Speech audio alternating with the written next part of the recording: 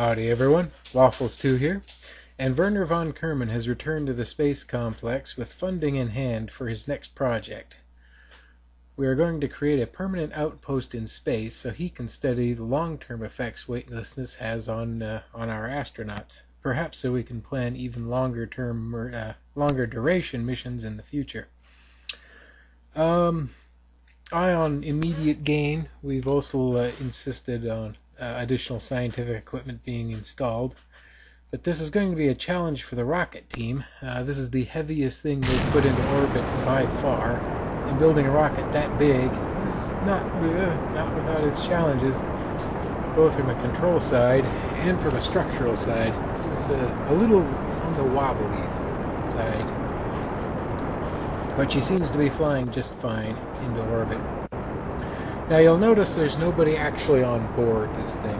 That's because this vehicle, the space station is not designed to be capable of landing, so there's no safe abort procedure for it. So the plan is, we'll send the space station up first, and then fly its crew up in a purpose-built vehicle after the fact. And this second vehicle will be used as taxis between the permanent outpost and Kerbin, ferrying crews and supplies. But for now, let's focus on just getting this thing into orbit. Looks like she's well on her way, and we've started our gravity turn as normal. We're aiming for a slightly higher altitude than our usual 75-kilometer parking orbit. We want the station up and clear of the debris ring down at the lower parking orbit, left from used up booster stages and whatnot.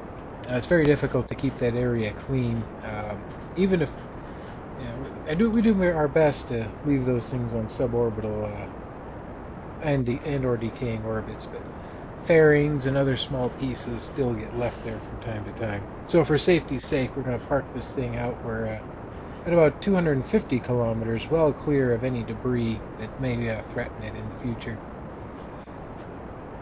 See, this is looking nice. Those twin engines are from the KW rocketry pack. We've just about burned out our main stage motor. The KW rocketry packs they're balanced a little differently from the vanilla equipment I've noticed. The fuel tanks are lighter, but the engines are heavier for the same amount of performance. What this means for game balance, I'm not sure. And that's it for the first stage, or second stage, main stage. And that little service engine will burn forever on that one tank of fuel, so we're not going to watch the whole thing. Let's skip forward a bit. Here we are. And now you can see part of the station clear from the fairings. Just go ahead and deploy the main solar arrays. I think the station mass is right around 18 tons, all said and done with. Pretty light as these things go, but we've included a number of docking ports, so it's easily expandable in the future. Let's see, solar panels deployed, the main communications antenna is deployed, and it's relaying back through the comm satellites back to mission control, so we can maintain control of this thing even over the horizon. And that flip signals that we are now in orbit. We'll go ahead and keep burning the service engine for a little while longer till our apoapse hits about 250 kilometers, which it's about to... whoops. Overburned it a little bit. We'll attempt to use the RCS system to bring that apoapse back down. And after thinking with that for a while and deciding it's going to take way too much fuel, so we'll painstakingly swing the station around and use the service engine to lower it instead, which is going to take forever. Thank God I can speed up the footage. This is a kind of an unwieldy thing. Oh, yeah, and then I remember I can use physical acceleration instead, and I get it done in a reasonable amount of time. Alright, a quick kick from the service motor to bring it back down. There. And we'll ride it on out to apoapse. and then circularize our orbit. We'll use the RCS motors for circularization instead of the service motor. That way we can leave the service motor on a decaying orbit through the atmosphere. And we'll go ahead and drop the periaps down a little farther still, just to make sure that service motor's orbit decays relatively quickly. And we'll abandon that. We'll dump that little adapter I needed to fit inside that interstage fairing. And with the mass of the service motor gone, it actually accelerates fairly quickly under the RCS motors, and we'll be up to our ideal orbit in no time. And that's it for the station. Let's go back to the ground and see how preparations on the runabout vehicle is going. And here, this thing is built as not just as lightly, but as cheaply as possible. This thing's the launch cost on this thing is less than half of a moon launch, and we can carry 3 Kermans. You'll notice Bill is not with the group, and there's a little tension over that. Bill was flying a routine mission, and we lost contact with them around the canyon in the northwest crater. We'll probably mount a rescue or an investigation later, and I'm not liking the looks of this. I don't think this thing's gonna be able to get into orbit. Well, it's not mathematically eliminated from reaching orbit yet. Okay, now it is. All right, this didn't work. We'll go ahead and abort on a suborbital and bring our crew back with the parachute system. Let's go ahead and dump the orbital maneuvering module, and we'll just bring the capsule down. Well, that's disappointing. I think we had plenty of fuel. I think our problem was not enough power. Such a balancing act.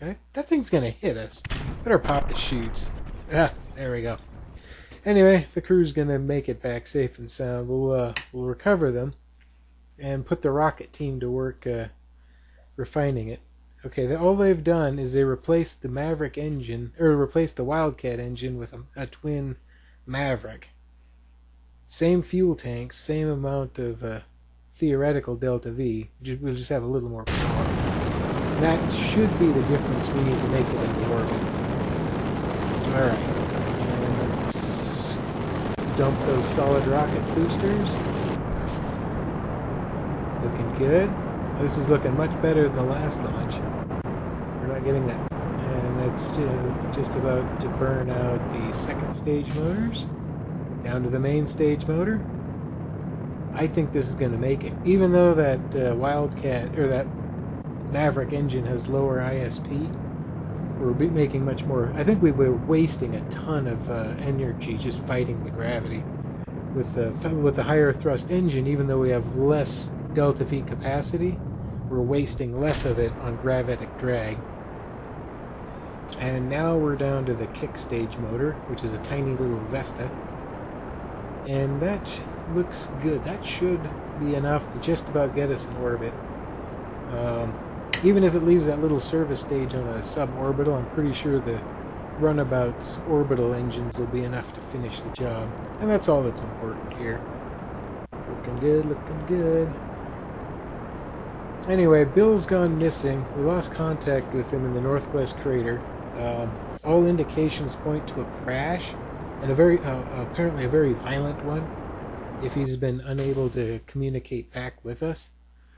So we'll probably be mounting a rescue effort, but that's been stalled because the discontinuation of the Moonshot rocket program in favor of a new upcoming program. So Bill was piloting the last rocket of its type. There's nothing that can go out there yet. Luckily, the ship he was piloting had expanded cargo capacity, so if he survived the crash, he should have enough supplies to last long enough for us to get a ship out there to investigate. All right, now let's focus on our rendezvous maneuver. A lot of people seem to have problems with rendezvous. Just like, and I think the problem is kind of the same as with the geostationary orbits. I think a lot of people are overthinking them, paying too much attention to the periaps and apoaps, when all you really need to do is pay attention to the encounter markers, which tells you the relative positions between both vehicles and how far apart they're going to be when they get to their closest point. And all you need to do is get on a crossing orbit with your target, and then adjust one point or the other up and down to move the point of that encounter until you get it, under. I can usually get it under 1 kilometer pretty easily. Sometimes you have to do a plane change to get any closer than that.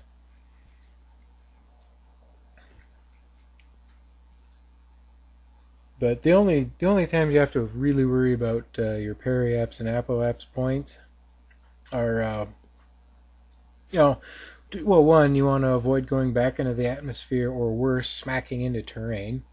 That's one thing you want to avoid. So you may not be able to do it in a single orbit. The other thing is, you got to keep in mind the relative velocities between the two vehicles when you reach that rendezvous point. If you've got a highly eccentric orbit and you're encountering on the low side, your relative velocity is going to be very, very high. Whereas here, in this case, I got lucky and just happened to launch at the right time. And we are going to be able to make our rendezvous almost perfectly in one orbit with almost no eccentricity to the orbit at all. All right. Now, okay, here we are. We're getting close to Skylab 1. We're going to want to go ahead and kill our relative velocity when we get right around under 1 kilometer. That looks good. Now, when you're doing this, remember the retrograde marker gets pushed away from your direction caret, while the prograde marker gets pulled towards it. You can use that to line the two up to get even closer. And you can see we managed to come within 450 meters just by getting those lined up before we slowed down basically to a stop.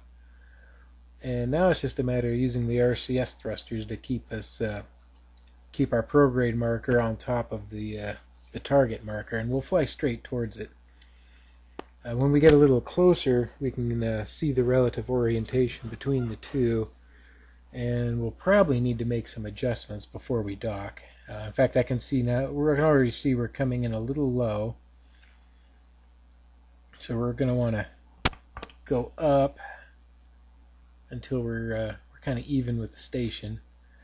And I kind of want to dock on one of those side ports and leave the end ones open for larger vehicles. Oh, almost forgot to open the docking port. Whoops. And wow, that is one bright searchlight. There's some poor bastard down there who can't sleep because we're shining a light in his eyes from orbit. Anyway, so we translate around until we get lined up with the docking node we want. And once again, just kind of put our prograde marker on the station. Let's see. Yeah, we want to turn a little bit. And now it's just a matter of getting these, where everything's lined up. So now we need to get the station marker on our nose marker and get the prograde marker on top of everything else and just light it in until lockup. We are docked. Oops, it got a little dark. Let's go ahead and leave that light on. I completely intended to put lights on the station, and they're only not there because I completely forgot, like a complete total derp. Anyway, Bill Kerman's going to fly across to inspect the systems and take possession of the station. And he signals all clear. Station commander Jebediah Kerman flies over, taking a good look at his new home. Do a full flyby down to the support units in the back. Satisfied, he too comes on board. And Ernzy Kerman, our odd man out flies over to join the rest of the crew to become the first crew on board Skylab 1, thus starting our experiment. That's all for this episode. I'll see you guys next time. Ciao.